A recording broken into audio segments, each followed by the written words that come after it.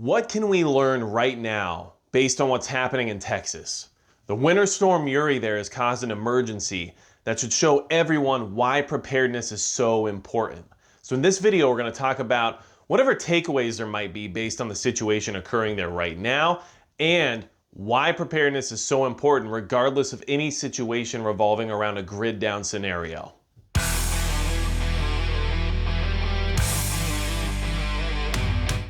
Hey everybody, it's Magic Prepper, and today we're going to talk about what we can learn from Texas right now. The winter storm Uri there has caused a serious emergency where almost 36 people have perished around the country based on the conditions provided by that storm system.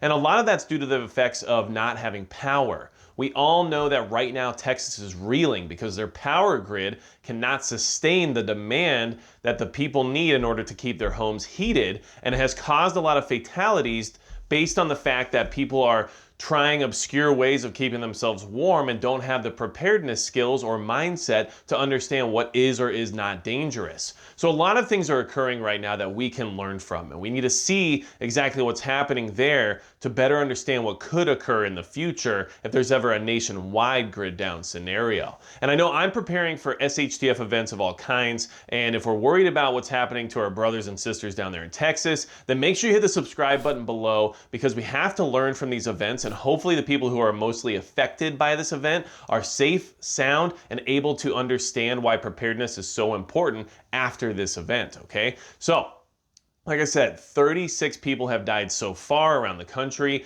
based on this one storm. And it's unfortunate that a lot of these people are dying because mostly it seems to be out of the lack of knowledge from what is or is not dangerous in the sense of trying to heat your home once the power is turned off. And so that's a very important topic to educate yourself on.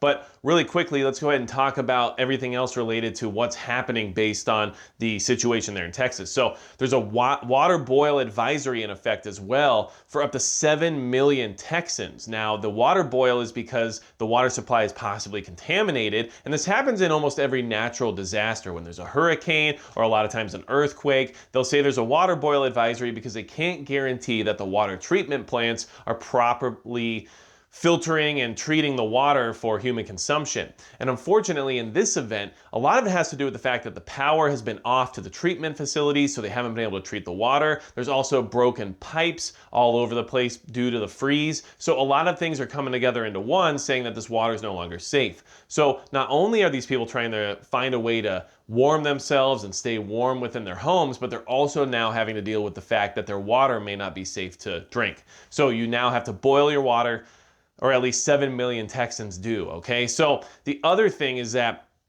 the deaths that are being caused by this storm often are related to things like carbon monoxide poisoning. And that poisoning is based on the fact that people don't understand what it is they're trying to do when they're trying to stay warm, and what kind of equipment they're using, and what it has in the sense of side effects based on whatever fuel it uses in order to, create a heat source. And some people are passing away because they're running their vehicles in their garage because they're trying to stay warm in their garage, and they're just not even thinking about the fact that carbon monoxide exists. Some people are using things like propane heaters, which are generally safe, but they do sometimes require ventilation, and if you're not using them properly, they can also create carbon monoxide poisoning situations. So these are things that people need to be more educated on and need to understand. And there's also always the threat of fires whenever you're trying to use an alternative heat source in the sense of burning wood. Maybe you have a fireplace or a wood burning stove or something like that, and now you catch your house on fire because you're not used to using it or maintaining it properly or whatever it may be.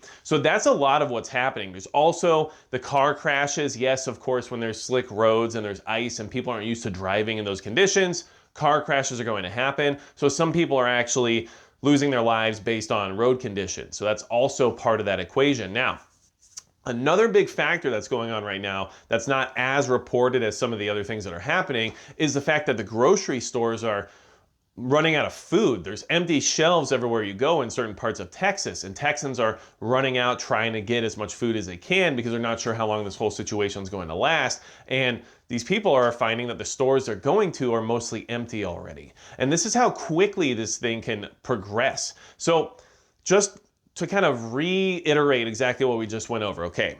There's up to 500,000 people today, just today, that still don't have power. And at one point, up to 3.3 million Texans didn't have power, okay? So that's a lot of people without power.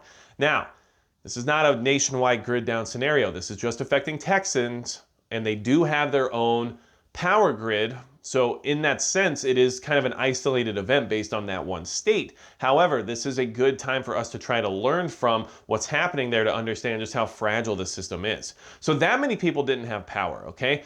Move on from there. So the power is out. It's very cold, so people are trying to find alternative heat sources, and people are losing their lives because of carbon monoxide poisoning and because of fires, because they're not used to their equipment or they're not used to being able to warm themselves safely with whatever it is they have as an alternative heat source. And then move on from there, they have a boil advisory for their water. So now, not only are they unable to stay warm in winter conditions, but they're also unable to drink the water they have access to, okay? So shelter is basically gone in many ways, and now water is basically gone, okay, in many ways. And then move on from there, and the grocery stores are empty and food is becoming scarce, and people are forming lines outside of stores to try to get food. Food banks are becoming empty as well. So in a sense, the grid went down just a short time ago, and we're already finding people to be without shelter, or at least without shelter that's capable of keeping them safe in the current conditions, okay?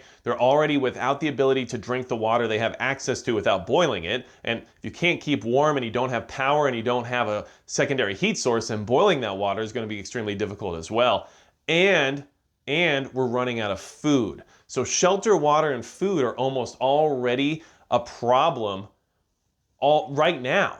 And the grid hasn't even barely been down for more than, 6 days. So keep that in mind. These are things that we need to keep an eye on and understand, because this is how quickly things escalate during these scenarios. And when the grid goes down, we actually can see how heavily the average person relies on that grid. And this is so dangerous in some ways, because some people have literally lost track of just the basic concepts of knowing that carbon monoxide will kill you if you run your car in your garage. But some people literally don't even know that information anymore, or have just forgotten that practice of understanding basic concepts, because the internet's always there for you and you don't really need to know things anymore. So this is actually what we need to watch out for and what we need to look at when it comes to any kind of a large scale grid down scenario. This is how quickly these things can progress, okay? So now, just so you guys are aware, some of the alternative forms of heat that everybody should have access to, because no matter where you live, it can get cold, okay? Even in Florida, where I used to live, it would get cold sometimes to the point where we would have to wear jackets. It would get cold to the point where things would freeze outside, plants would die. It's not unheard of, and things can happen, as we're seeing right now in Texas, even if they're not usual. So you should always have some kind of a warm weather or a cold weather loadout of some kind to make sure that you can stay warm. But having alternative heat sources is extremely important no matter where you are. And the most accessible ones that I'm going to suggest to you guys are going to be the propane style heater units, because they're generally mobile, they're easy to use, and if you get ones that are specifically made for being indoors, then they're not as likely to have a carbon monoxide risk. But even then, you still need to make sure you understand what proper ventilation is and whether or not you're using it in a proper way to avoid any kind of poisoning. But those are definitely very good to have on hand, as well as wood burning stoves. Now, a wood burning stove installed in your home and getting one that's of a sizable dimension can be very expensive. So I understand why a lot of people don't just have a wood burning stove laying around somewhere. However, they do make wood burning stoves that are for camping or for having inside of a tent, and they're much less expensive. They're not as large, and they're not going to put out as many BTUs when it comes to keeping people warm, but they will do the basic function of a wood burning stove. And as long as you can port the chimney out of a window or out of even a tent or whatever it might be that you're going to try to use that stove in, then you can find yourself having a good heat source that could also be used for things like cooking. So I'll link a couple of those examples down below in the description, as well as in the pinned comment, just so you guys can get some ideas of things you might want to stash away, even if you're not in a cold weather environment. This storm, this winter storm Uri, is heading east. It's supposed to affect North Carolina and the mid-Atlantic next, and who knows what that's going to cause in regions that don't generally have issues with extreme cold, okay? So those are just my suggestions on alternative heat sources. Of course, there's other ones out there that use things like kerosene and all kinds of stuff. You got to do what's best for your situation. I'm trying to provide affordable options that aren't going to break the bank, that still get the job done, that almost anybody could stash away in their garage and just have for that just in case scenario, which is what prepping is, right? So just wanted to review that really quickly. And one thing I want to say, and the thing that we need to understand from the situation happening in Texas, first off, we need to make sure everybody's good down there, and we need to understand that when these things happen to your community, we need to come together and help each other out as best we can. So if you are preparing and maybe your neighbors aren't, and you're the only home on the block that's got heat, you have to understand what that responsibility might look like in those scenarios, okay? And so just understand that having some additional units or additional propane or whatever it might be could be a good thing to have in the sense of helping out your neighbors without having to invite everyone over to your house. Now, things like these little propane canisters here, back during the beginning of the pandemic, disappeared quickly. People were buying a lot of alternative fuel sources because nobody really knew what was going to happen. Unfortunately, less than a year later, here we are. Less than a year from the beginning of the pandemic, 2020 was a year of preparedness. People should have learned that being prepared is very important. But less than 1 year from that time, people are unable to heat themselves, people don't have any food, and people don't have any water, okay? Understand that you, the 1% of you or even less that are watching channels like this one that are worried about preparedness, you are not the norm, okay? You're not the majority. And it feels like we are because we interact with each other so much that it's like, yeah, you know, we're prepared. Of course we're good to go. Who's worried about being prepared, right? But the average person has zero ability to be prepared in these situations. They just don't even worry about it. It's not even a second thought, to the point where they're not even aware of carbon monoxide as being a problem. So understand that this is what a grid down scenario would look like in any part of the country. Doesn't matter where you live, you're still the minority. Someone who's prepared is not the majority, okay? And understand that that's going to cause possible dangerous situations. People take advantage of the power being out, people take advantage of desperation, and now we have people that are starving, they don't have any food, they can't drink their water, and they don't have a place to be warm, okay? That creates desperate situations very, very quickly. And the whole only 10% of the population would survive a 6-month sustained grid down scenario, that actually seems extremely likely, doesn't it now at this point? Like I said, we're within less than a week of this whole occurrence happening, and there's been 36 fatalities, and there's food is gone, and water's not drinkable, and people don't have a way to stay warm. That is exactly what we need to take away from this situation. Now, there's a lot of charities that are doing good work down there. I'll link some of those down below as well, so you guys can check those out in case you want to help anybody out down in Texas. I have family in Texas. I hope everybody's doing well. I understand that it's not a lot of people's fault that this is happening. You know, this is an over-reliance on the grid that is advertised to you, the consumer, as being reliable, and then it suddenly isn't. And a lot of people just don't feel they should have to worry about things because usually when they turn on the switch, the power comes on. But that's not always going to be the case, and we can see that demonstrated to us right here, right now. And of course, not only is the grid not reliable, but it's not reliable in the worst of times, aka an extreme cold front that region doesn't experience very often. So just keep these things in mind. And yes, having a generator of some kind or having backup power of some kind is extremely important as well. But at the least, have a heat source, okay? At the least, have some way of heating yourself other than just flipping on your thermostat.